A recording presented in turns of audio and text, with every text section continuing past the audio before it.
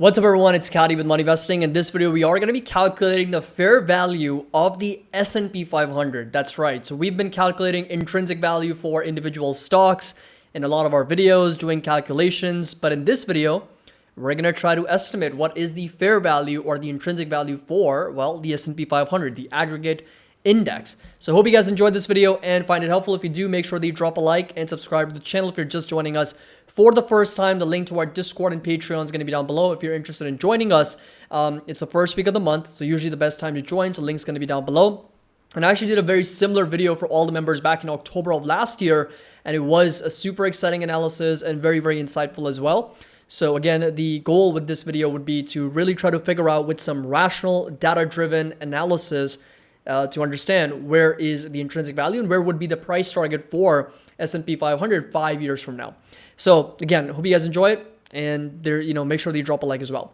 One thing that I want to mention, let's just go into it right into it. So this is a spreadsheet which is the actual current valuation for the S&P 500, right? So right now we're trading at 4100, 4109. That's the closing price as of on Friday. And if you come back to where we are, so 4100 is that price.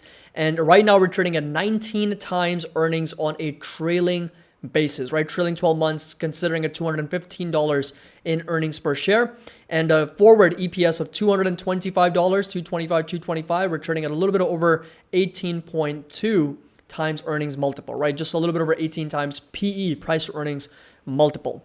Now, what I've done is that I've pretty much compiled the earnings, the EPS over here, the S&P 500 price, and the trailing 12-month PE. But what we're going to focus on is this EPS number, right? The earnings per share. And if you come down to where we are right now, you'll notice that since 1989 till 2022, we have seen a growth rate or a compounded annual growth rate of 6.87%, right? That's been the growth rate for the last 34 years. So I got to update that a little bit. So that's going to be 34, 6.66%, right? That's the compounded annual growth rate. So in other words, every single year, the S&P 500 has been able to grow earnings by over 6.66%. So I'm just going to make sure that is actually correct. So I'll go with 34, zero payments. This is not including for dividends, right? That's really, really important to understand.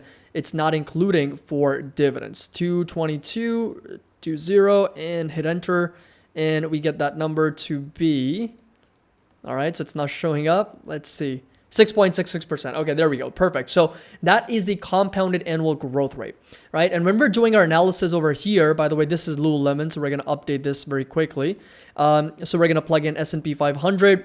And when we're putting in our assumptions, those are the growth rates that we're going to be using. But another thing that I want to mention is that these are the estimates for the next few years. So for 2023, analysts are expecting $221. This is Yardini Research, $225 in EPS, $221 according to analyst expectations. And for 2024, analysts are expecting $248. That's 12% growth year over year. And Yardini Research at about $250. That's an 11% growth for S&P 500. And if you take a look at where we're coming from, so 2009, we were at just over $60.80. So if we plug that number into our spreadsheet, so let's just go over here and let's just do 2009. We were at $60.80, and 2022, we are now at around $215. That is a growth rate of about 10.2%. So in more recent terms, in the last 13 years or so, we have grown by a little bit over 10% in earnings per share. Now, this is already accounting for the share buyback, because if you come back to some of the analysis here, there's been substantial amount of share buybacks for a lot of S&P 500 companies, right? So this is basic shares outstanding for S&P 500 companies. And what you'll notice is the total share count has dropped pretty substantially, right? It's gone from like 330 billion, and it's been consistently coming down since 2010, 2011. So what you'll notice is that this number was actually going higher pre-2010, and after 2010, 2011, it's been on a consistent decline. This is going to be healthcare going down, industrials going down, information technology going down, communication services has been going higher. It's one of the few sectors that's on the rise. Energy also going up, real estate also going up, materials, consumer staples, discretionary. Then we got financials, all of them buying back shares and they're coming down, and utilities also going higher. But because information technology is such a big component, I mean, Apple alone buys back billions of dollars worth of shares every year, and we've got Meta, Google, Amazon also piling on and buying so many shares, they kind of overshadow the entire S&P 500, and as a result, on aggregate, we have been seeing a lot of share buyback from the S&P 500 companies. So when it comes to the analysis now, so let's just jump right into it. First things first, I want to mention that when you were talking about the S&P 500, I was not able to find the actual net income for all the companies, for all the 505 companies. It is almost impossible to find. It's like, it kind of seems like this magical number, which I'm not able to actually find anywhere online. So if you do, let me know. Let me know in the comment section. For our illustration purposes, what we are going to use is just the earnings per share. So we're just going to be focusing on this EPS over here, the one in red. That's what we're going to be focusing on for the purpose of this analysis, because that's, at the end of the day, that's what we're really forecasting for S&P 500. So $226 for 2023. Again, if you come back to the analysis, that's where a lot of analysts have pegged us at around $221 to be precise, and Yardini Research at $225. So I'm going in a little bit in the middle at around 200 and a little bit higher at $226 in 2023. Now, when it comes to the growth rate, I'm going to show you both 6 to 10%, right? I'm going to go with the middle range at around 8% growth for S&P 500, right? So we're going to go with 8% over here. Now, we're going to come back to the P multiple in just a minute. The margin of safety, we don't need it because it's an S&P 500. It's the aggregate, so it's not a company. So we don't need a margin of safety. And share dilution, now, if I were to use 10.2%, that's already accounting for the share dilution because that's been the EPS growth over the last 13 years, considering for the share dilution. In other words, the share buyback, right? The companies have been buying back shares. But because I'm going with 8%, I'm going to go minus 1% because, again, S&P 500 companies have been buying back shares every single year, more specifically IT. So thanks to information technology and some of the big tech companies. Hit enter, and now the discount rate. Usually for companies, we go with 12%, and that's because we want a return which is higher than the S&P 500, right? So we want to invest in a company that's going to yield us a higher rate of return compared to the market benchmark, which is the S&P 500 in this case. But since we are analyzing for S&P itself, we're going to go with 8%. That's about the average, right? So if you again come back to this spreadsheet, you'll notice that the average return or the average gain for the S&P 500 over that time period has been a little bit over 7%, right? 7.2%. So this is not including for dividends, right? So if you include for dividends, it's going to be a little bit over, I think, 8.5%, closer to 9%. So we're going to go with an 8% discount rate. And now we come down to the PE multiple, the price to earnings multiple, right? The final step in our analysis. Now the PE multiple, you'll notice a 32-year, oh, this is not right. So again, I got to do that again here. Just give me a second. All right. I don't know what happened. Okay. That's probably because, all right. So I'm just going to have to multiply it by 10, I believe. So we're just going to do that. Just going to do that over here. And the reason is because I was building another chart and I divided everything by 10, all the actual S&P values. So these are actually not correct. Of course, S&P is trading in the thousands, and right now it's showing up in hundreds because these are divided by 10. So this right here is the averages, right? The average PE multiple based on these analysis. So 32-year average for the S&P is at over 19. The 25-year average is over 19.75. The 15-year average at over 18. 10-year average at over 18.4. And 5-year average trading at 21.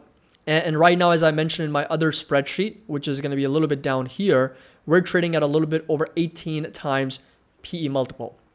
So just to keep things consistent with, the averages as well, let's just go with 18 times P multiple. Let's see where the fair value ends up for the S&P 500 based on this analysis, based on an 8% earnings growth. And earnings are going to fluctuate, right? We're not going to, simply just see 8% every single year. They're going to maybe grow at 12% one year. They're going to grow at 4% another year, right? There could be a recession. So we could see slower earnings growth or bigger earnings growth. So they're going to fluctuate. But the expectation is that on an average basis, 8% is going to be that number with an 8% discount rate, negative 1% share buyback. So in other words, they're buying back share and 18 times P multiple, which is the average. We end up with a fair value of 4,200. So 4,200 would be that fair value. And right now, of course, we're trading at 4109, which pretty much does suggest that the markets, are trading relatively closer to their fair value, or very appropriately valued in the markets, by about 180 points more left to go for the S&P to get up there. And of course, then it's going to be a real question of whether we go higher or lower.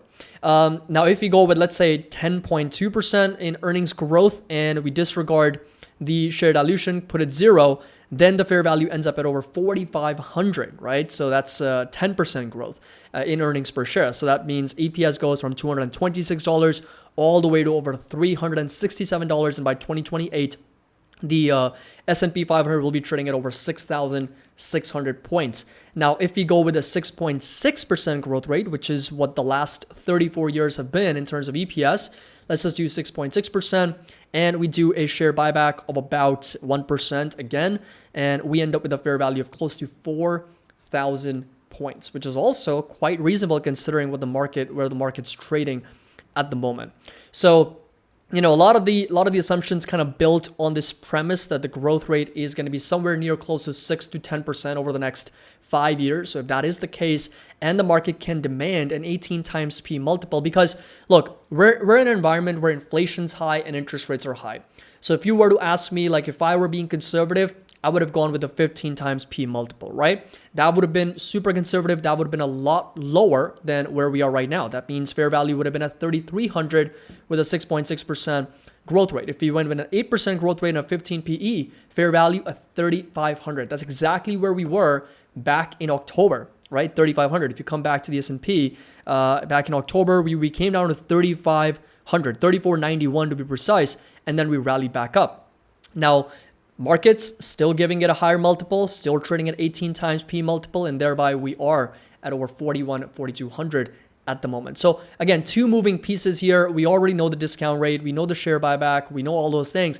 Growth rate is going to be somewhere between 6 to 10%. That is at least what the expectations are. And then at the end of the day, what really matters is the PE multiple, which completely depends on how optimistic or pessimistic investors are, depends on the Fed policy. So this is going to be the entire sensitivity grid for S&P 500. And you can kind of take a look, right? If you're expecting 6% growth and expecting a lower P multiple, closer to 16, then you end up at 3,400. If you're expecting a higher growth rate with a higher P multiple, of course, you're going to be expecting somewhat higher in terms of that. Let me fix that real quick. In terms of that higher fair value for S&P 500. So this is where we are. Again, if you ask me, I would be a little bit on the conservative side, maybe go 17, bring that fair value down to 4,000 points, and with an 8% growth rate, which I think is quite reasonable with all the advancements that we're seeing. So this is going to be the analysis, and by 2028, expecting at least the S&P get up to almost 6,000 points. Let me know your thoughts down in the comment section below. What do you think? What are your thoughts? Feel free to comment down below. And as always, if you enjoyed this video, found it helpful, make sure that you drop a like and subscribe to the channel. Link to our Discord and Patreon is going to be down below. As always, happy investing, and I'll see you all in the next video.